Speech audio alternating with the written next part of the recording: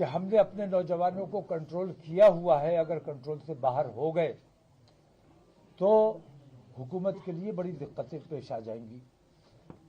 विश्व हिंदू परिषद और बजरंग दल जैसे संगठन हुकूमत की सरपरस्ती में जो बेईमानी कर रहे हैं, हिंदुस्तान की अदलिया हुकूमत के दबाव में जो बेईमानी कर रही है, मैं देख रहा हूं कि हुकूमत भी और अदालतें भी आज कानून के मुताबिक काम नहीं कर रही है, बल्कि अपनी आस्था के मुताबिक काम कर रही है और अपनी आस्था जबरदस्ती मुसलमानों पर थोपने की कोशिश की जा रही है।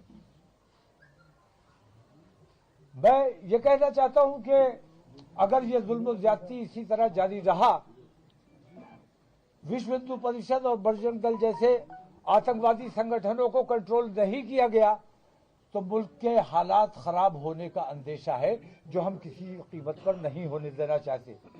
आज अगर हमारे मुल्क में अमन है, शांति है, उसकी वजह सिर्फ ये है कि हमने आज तक उन गुंडों, उन बदमाशों, उन आतंकवादियों का जवाब नहीं दिया है।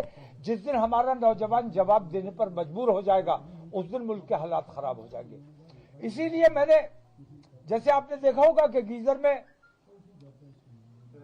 सेफ्टी वॉल्व लगा होता है, लावा अंदर अंदर बहुत पनप रहा है, बहुत बड़ा ब्लास्ट हो सकता है। मैंने ये छोटा सा काम करके लोगों के जज्बात को कंट्रोल करने की कोशिश की है और सेफ्टी वॉल्व का काम किया है। मैंने उस प्रेशर को दूसरे रास्ते से निकाला है ताकि वो जो हमारे शहर का अमन खराब ना हो। हुकूमत को हमारा इसमें साथ देना चाहिए। अगर हुकूमत दंगा और फसाद चाहती है तो हम तैयार हैं, न पुलिस की लाठी से डरते हैं, न गोली से डरते हैं, लेकिन हम अपने शहर के अमन से और अपने देश के अमन को बनाए रखना चाहते हैं, इसलिए हमने जवाब दे दिया है। मेरी मांग ये है कि मुफ्ती सलमान अजहरी को फौरन रिहा किया जाए और ये जो बुलडोजर की कार्रवाई चल रही है, असल में मैं बुलडोजर की कार्रवाई की मुखालफत इसलिए कर रहा हूं कि ये कोर्ट का काम पुलिस ने अपने हाथ में लिया हुआ है। जब अदालतें मौजूद है, किसी ने अपराध किया है, उसको गिरफ्तार कीजिए, अदालत के सामने पेश कीजिए, अदालत उसे सजा दे या जो भी करे। लेकिन पुलिस जो बुलडोजर चला रही है, हुकूमत जो बुलडोजर चला रही है, इस बुलडोजर के खिलाफ सुप्रीम कोर्ट को सख्त संज्ञान लेना चाहिए। लेकिन मैं ये देख रहा हूं कि कहीं ना कहीं सुप्रीम कोर्ट जैसी संस्था सरकार के दबाव में काम कर रही है और ये हमारे देश के लिए बेहद घातक सिद्ध होगा।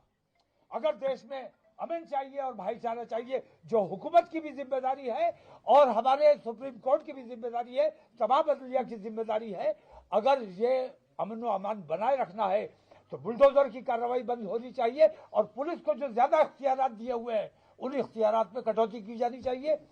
जो बेईमानी की गई हैं, उन बेईमानियों को वापस किया जाना चाहिए।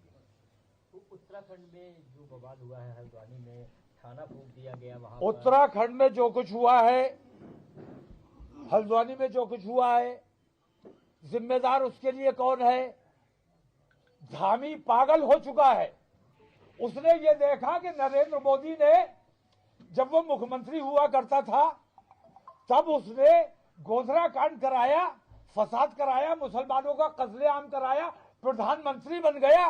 तो अब ये छोटे छोटे मेंढकियों ने भी पैर बढ़ाना शुरू किया है कि नरेंद्र मोदी प्रधानमंत्री बन गया तो हम भी मुसलमानों को सताएंगे, तो शायद हम भी प्रधानमंत्री बन जाएंगे। ये तरीके जो है, ये हमारे देश को बर्बाद करने का काम कर रहे हैं। अब किसी किस्म का बुलडोजर बर्दाश्त नहीं किया जाएगा। हम जितना अपने नौजवानों को कंट्रोल कर सकते थे कर चुके हैं। अब हल्द्वानी में जो रिएक्शन दिया गया है, उसके नतीजे आपने देख लिए।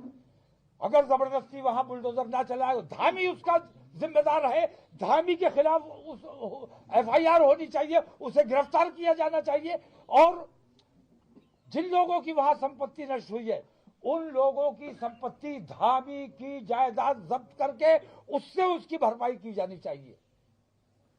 हजरत, हल्द्वानी में पुलिस के द्वारा मारे गए 6 लोगों के बारे में भी सामने रिपोर्ट आई है, जहां पे मैं रिपोर्ट करके आ रहा हूं कि 6 लोगों को शहीद कर दिया गया होगा। पुलिस ने सीधे गोली मार के।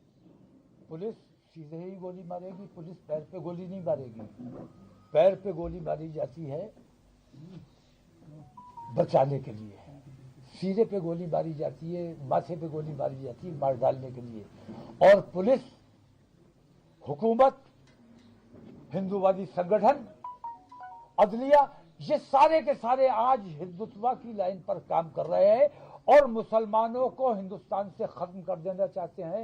लेकिन हिंदुस्तान की रग रग में मुसलमान बसता है, इसको हटाया नहीं जा सकता। और रगों से अगर खून खींच लिया तो बचेगा क्या?